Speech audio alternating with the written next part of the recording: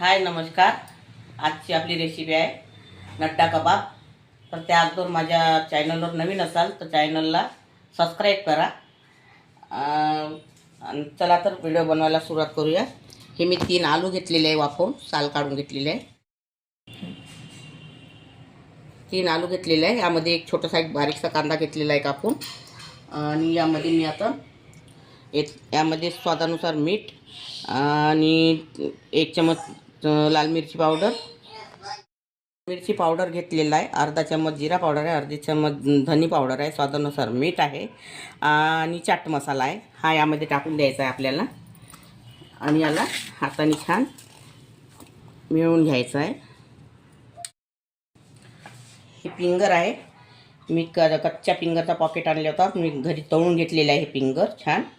आणि हे आलू पूर्ण याची चटणी तयार केलेली आहे. आता याची चटणी जी आहे ना ती यामध्ये भरायची आपल्याला.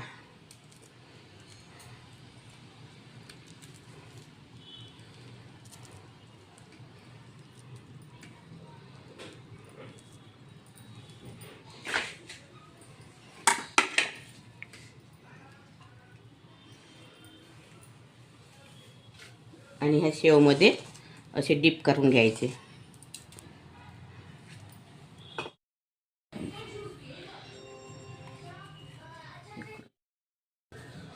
हे आपले नड्डा कबाब तयार झालेले आहे.